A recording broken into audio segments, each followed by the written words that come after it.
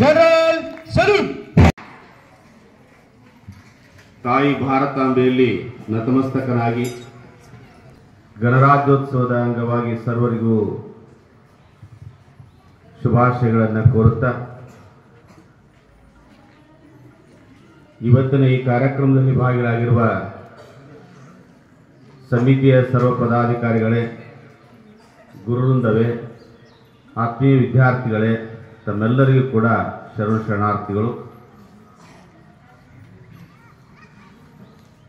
ಕಿತ್ತೂರು ಸಂಸ್ಥಾನದಲ್ಲಿ ತಾಯಿ ಚೆನ್ನಮ್ಮಾಜಿಯ ಹೋರಾಟ, ಆ ಹೋರಾಟದ ಕ್ಷಣದಲ್ಲಿ ಆಕೆಯ ಮಾನಸ ಪುತ್ರರಾದಂಥ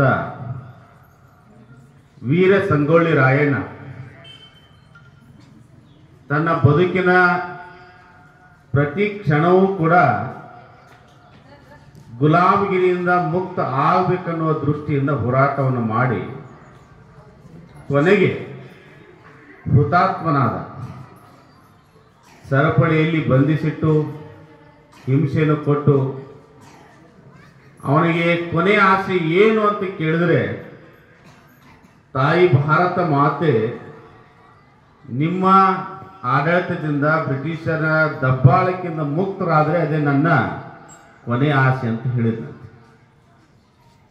ಆತನು ಹುತಾತ್ಮನಾದಂಥ ದಿನ. ಹಾಗೆ ಈ ದೇಶದ ಉದ್ದಗಲಕ್ಕೂ ಅಖಂಡವಾಗಿ ಸಂಸ್ಥಾನಗಳಿದ್ದು, ರಾಜ ಮಹಾರಾಜರ ಆಡಳಿತಗಳಿದ್ದು, ಅವುಗಳನ್ನು ಮುಕ್ತಗೊಳಿಸಿದಂಥ ದಿವಸ ಗಣರಾಜ್ಯೋತ್ಸವ. ಇವತ್ತು ನಮ್ಮೆಲ್ಲರಿಗೂ ಕೂಡ ರಾಷ್ಟ್ರಪತಿ ಆಗಲಿಕ್ಕೆ, ಪ್ರಧಾನಮಂತ್ರಿ ಆಗಲಿಕ್ಕೆ, ಮುಕ್ತವಾಗಿ ಮಹಿಳೆಯರು ಓಡಾಡಲಿಕ್ಕೆ ಸ್ವತಂತ್ರ ಸಿಕ್ಕ ದಿವಸ ಗಣರಾಜ್ಯೋತ್ಸವ. 1947 ಆಗಸ್ಟ್ 15 ದೇಶಕ್ಕೆ ಸ್ವತಂತ್ರ ಬಂದ ದಿವಸ. ವ್ಯಕ್ತಿಗತವಾಗಿ ಅಭಿವ್ಯಕ್ತಿ ಸ್ವಾತಂತ್ರ್ಯ ಬಂದ ದಿವಸ ಯಾವುದು ಅಂದರೆ ಅದು ಜನವರಿ 26. ಪ್ರತಿಯೊಬ್ಬ ವ್ಯಕ್ತಿಗೂ ಕೂಡ ಸ್ವತಂತ್ರ ಬಂತು. ಅವನು ರಾಜನಾಗ್ಬೋದು, ಮಹಾರಾಜನಾಗ್ಬೋದು, ಇದು ಪ್ರಧಾನಮಂತ್ರಿ ಆಗಬಹುದು, ತನ್ನ ಅನಿಸಿಕೆಗಳನ್ನು ವ್ಯಕ್ತಪಡಿಸಬಹುದು. ಇದೆಲ್ಲವನ್ನು ಕೊಟ್ಟಂತ ದಿವಸ. ಅಂತ ಸ್ವತಂತ್ರ ಬರುವುದಕ್ಕೆ ಕಾರಣೀಕರ್ತರಾದಂಥವರು ಡಾಕ್ಟರ್ ಬಾಬಾ ಸಾಹೇಬ್ ಅಂಬೇಡ್ಕರ್ ಅಂತ ನಾನು ಹೇಳೋದಕ್ಕೆ ಬಹಳ ಸಂತೋಷವನ್ನು ಪಡ್ತೇನೆ. ಅವರನ್ನ ಪ್ರತಿಕ್ಷಣ ನೆನೀಬೇಕು. ಎಲ್ಲೇ ಒಂದು ಕಡೆ ಮೀಸಲಾತಿ ಕೊರಗಿದೆ ನಮ್ಮೆಲ್ಲರಿಗೆ.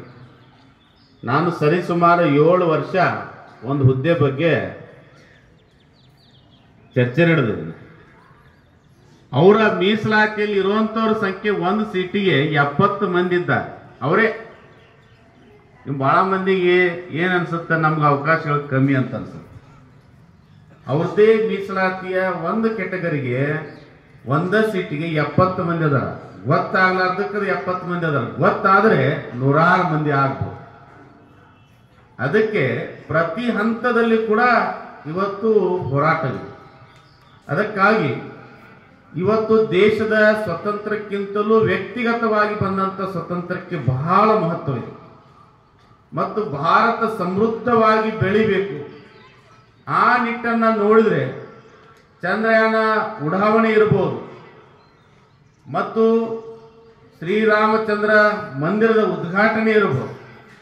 ಬಹಳ ಮಂದಿಗೆ ಏನು ಅನ್ಸುತ್ತೆ, ಪ್ರಭು ಶ್ರೀರಾಮ ಬಂದ, ಅದು ಒಂದು ಜಾತಿಗೆ ಸೀಮಿತ ಅಂತ ಅನಿಸುತ್ತೆ. ಅತ್ಯಂತ ಕೆಳಹಂತದ ವ್ಯಕ್ತಿಯನ್ನ ಭೇಟಿಯಾಗಿ ಮಾತನಾಡಿಸಿದ್ವಿ ನಾವೆಲ್ಲ. ಕಣಿಯರೆ ಪೂಜ್ಯರ ಜೊತೆಗೆ ರಾತ್ರಿ 1 ಗಂಟೆವರೆಗೆ 21ನೇ ತಾರೀಕಿನ ದಿವಸ ಓಡಾಡಿದ್ರೆ ಅಯೋಧ್ಯೆ ಬೀದಿಯಲ್ಲಿ ಅಲ್ಲಿರುವಂಥ ಜನರ ನಾಡಿ ಮಿಡಿತ ಏನಂದ್ರೆ, ನಮಗೆ ಇವತ್ತು ಸ್ವತಂತ್ರ ಬಂದಿದೆ ಅನ್ನುವಂಥ ಮಾತು. ಯಾಕಂದ್ರೆ ಮುಕ್ತವಾಗಿ ನಮ್ಮ ಮಕ್ಕಳು ಆಟ ಆಡ್ಬೋದು, ಕುಣಿದಾಡ್ಬೋದು. ನಮ್ಮ ಭೂಮಿಯನ್ನು ನಾವು ಮಾರ್ಲಿಕ್ಕೆ ಹೋದ್ರೆ ಯಾರು ತಗೊಳ್ಳಕ್ಕೆ ತಯಾರಿದ್ದಿದ್ದಲ್ಲಿ ಇವತ್ತು ಕೋಟಿ ಕೋಟಿ ಬೆಲೆ ಬಾಳ್ತಾ ಇವೆ ಒಂದು ಮಂದಿರ ಬಂದಿರೋದ್ರಿಂದ. ಅದಕ್ಕಾಗಿ ದೇಶ ಸಂಪದ್ಭರಿತವಾದಂಥ ರಾಷ್ಟ್ರ, ಆದ್ರೆ ಅದನ್ನ ಸಮರ್ಥವಾಗಿ ನಡೆಸುವಂಥವ್ರು ಬರಬೇಕು. ಇವತ್ತು 370 ಇರ್ಬೋದು, ಹೊಸದಾದಂಥ ಕಾನೂನುಗಳು ಇರ್ಬೋದು. ನಮ್ಮ ಮೂಲಭೂತ ಹಕ್ಕುಗಳಿಗೆ ಚ್ಯುತಿ ಬಾರದ ಹಾಗೆ ಸಂವಿಧಾನದ ಮೂಲ ಆಶಯ ಕೆಡದ ಹಾಗೆ ಅಮೆರಿಕ ರಾಷ್ಟ್ರದ ಸಂವಿಧಾನ ಎಷ್ಟಿದೆ ಅಂತ ಪೊಲಿಟಿಕಲ್ ಸೈನ್ಸ್ ಓದುವಂತವ್ರಿಗೆ ಗೊತ್ತಿತ್ತು. ಆದ್ರೆ ತಿದ್ದಿದ್ದೆಷ್ಟು ಬಹಳ ಕಡಿಮೆ ತಿದ್ದ. ಆದ್ರೆ ನಮ್ಮ ದೇಶದ ಸಂವಿಧಾನದ ತಿದ್ದುವಿಕೆ ಎಷ್ಟಾಗಿದೆ ಅಂತ ಒಮ್ಮೆ ನೋಡಬೇಕು, ಅದು ಮಕ್ಕಳಿಗೆ ಮನದಟ್ಟು ಮಾಡಬೇಕು.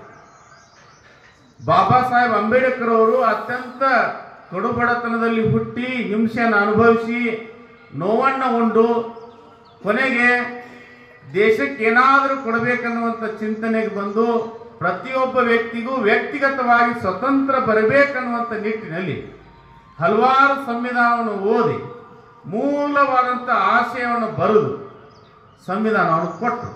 ಆದರೆ ಆಡಳಿತ ಬಂದಂಥ ಇವತ್ತಿನ ದಿನಮಾನದಲ್ಲಿ ತಮಗೆ ಹಾಗಾಗಿ ಅನುಕೂಲ ಆಗತ್ತೆ ಹಾಗಾಗಿ ತಿದ್ದುಕೊಂತ ಬಂತು.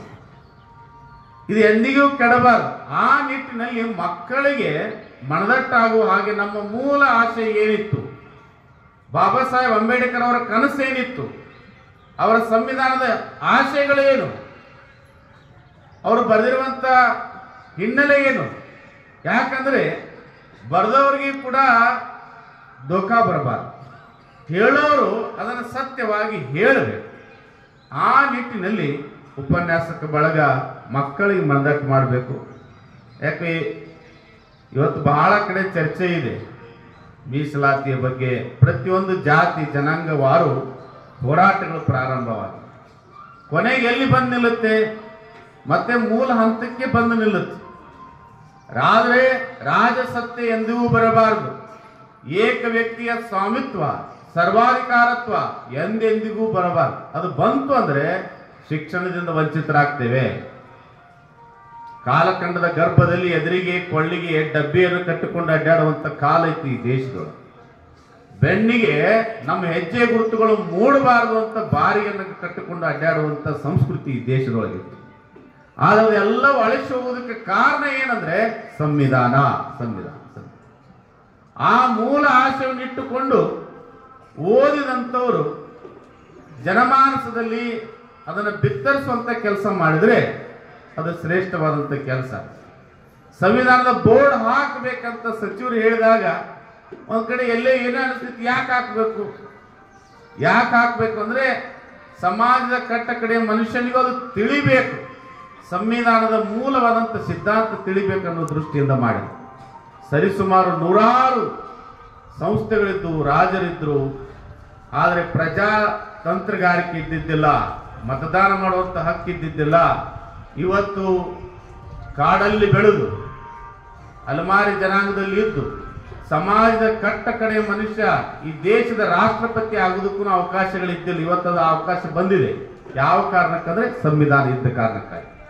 ನಾವೆಲ್ಲ ಹೀಗೆ ಮುಕ್ತವಾಗಿ ಕೂತ್ಕೊಂಡು ಅಭ್ಯಾಸ ಮಾಡ್ತೀವಿ ಅಂದ್ರೆ ಅದು ಸಂವಿಧಾನ ಬಂದ ಕಾರಣಕ್ಕಾಗಿ. ಕೆಲವೇ ಜನರಿಗೆ, ಬೆರಳಿಕೆ ಜನರಿಗೆ ವಿದ್ಯೆ ಇತ್ತು. ಏಕಲವ್ಯನ ಇತಿಹಾಸವನ್ನು ನೋಡಿದ್ರೆ ನಿಮಗೆ ಗೊತ್ತಾಗುತ್ತೆ. ಅದಕ್ಕಾಗಿ ಆತ್ಮೀಯವಾದಂಥ ಇವತ್ತಿನ ಗಣರಾಜ್ಯೋತ್ಸವಕ್ಕೆ ನಮ್ಮನ್ನ ಕರೆಸಿ ನಮ್ಮಿಂದ ಧ್ವಜಾರೋಹಣವನ್ನು ಮಾಡಿಸಿದಂಥ ನರ್ಮದಾ ದೇವಿಯ ಪ್ರಕಲ್ಪದ ಎಲ್ಲ ಪ್ರಧಾನ ಅಧ್ಯಾಪಕರಿಗೂ, ಇಲ್ಲಿಯ ಸೇವಾ ಬಳಗಕ್ಕೂ ಹಾಗೂ ಸಮಿತಿಯ ಸರ್ವ ಪದಾಧಿಕಾರಿಗಳಿಗೂ, ಎಲ್ಲ ಉಪನ್ಯಾಸಕ ಬಳಗಕ್ಕೂ, ವಿದ್ಯಾರ್ಥಿಗಳಿಗೂ ಮತ್ತೊಮ್ಮೆ ವಂದಿಸಿ ನನ್ನ ಮಾತುಗಳಿಗೆ ವಿರಾಮ ನೀಡ್ತೇನೆ. ಸರ್ವರಿಗೂ ಶರಣ.